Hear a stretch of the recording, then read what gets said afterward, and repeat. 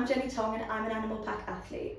Over the next few months, I'm going to be sharing with you a series of videos focusing on how to improve the efficiency of your Olympic lifts.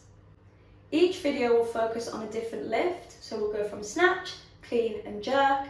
We will cover fundamentals and key limiting factors as well as some top tips, and I will share with you all of the tips and hot takes I have learned in nearly 10 years of coaching, lifting and competing nationally and internationally. For this video, I'm going to cover my top tips for each lift.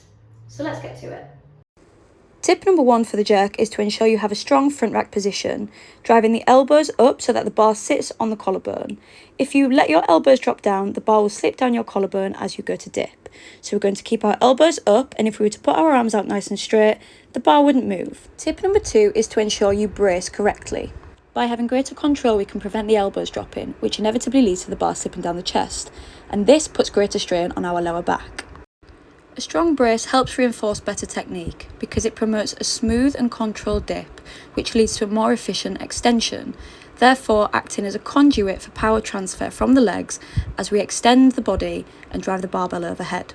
Next up, footwork. The dip in the jerk involves a controlled descent where the weight is evenly distributed between the midfoot and the heels, which helps maintain a stable base of support. This ensures the lifter can drive the bar upwards vertically rather than being pulled forward. Lifting the heels or excessively shifting the weight towards the front of the foot can lead to a forward lean in the dip.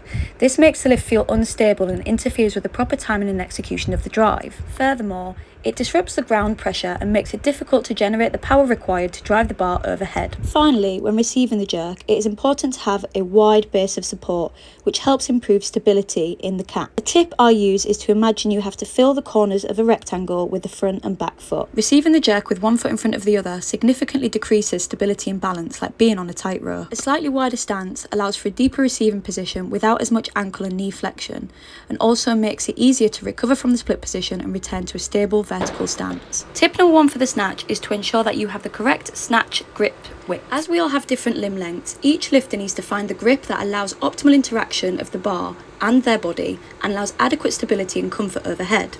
To find your width, simply grip the bar at a width that places it in the crease of the hip when holding it at arm's length.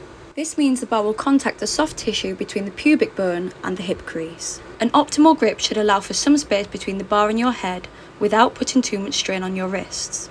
Tip number 2 is to ensure tightness in the first pull. During the first phase of the pull, it is important to pull the shoulder blades together and brace down with the lats. Not only does this reduce strain on your back, it also helps keep the bar close to your centre of mass and prevents the bar from pulling you forward, dragging you onto your toes and inevitably leaving the bar out in front of you. Tip number 3 is to avoid thrusting the bar with your hips. Driving the hips into the bar with straight, rigid arms will cause the bar to swing forward, pulling you out of position and making it harder to receive the snatch. Instead, focus on driving up vertically through the legs, keeping the arms loose. Loose arms allow the bar to stay close and travel in a straight line, brushing up the body rather than bouncing away. A simple cue like brush, don't bump, leads to a more controlled lift and a stronger and more stable catch overhead. Tip number 1 for the clean is to keep your heels down during the first pull. Just like with the snatch, if you come onto your toes too early, your weight shifts forward, the bar drifts away and you lose balance.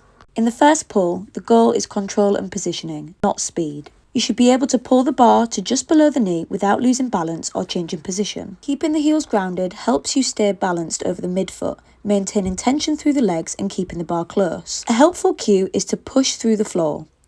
This keeps the heels down and gives you a strong base to transition into a powerful second pull.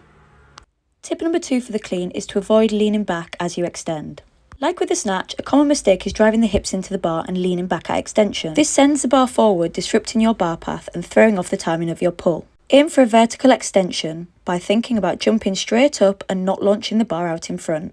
Keeping your chest up while driving through the legs with long loose arms helps guide the bar close to the body, making the pull more efficient. Tip number 3 is to stay tight when catching the clean. Collapsing in the bottom or losing tension in the core and upper back can cause the bar to crash down, forcing you to lose your position or even miss the lift entirely. Instead of relaxing, focus on meeting the bar with tension.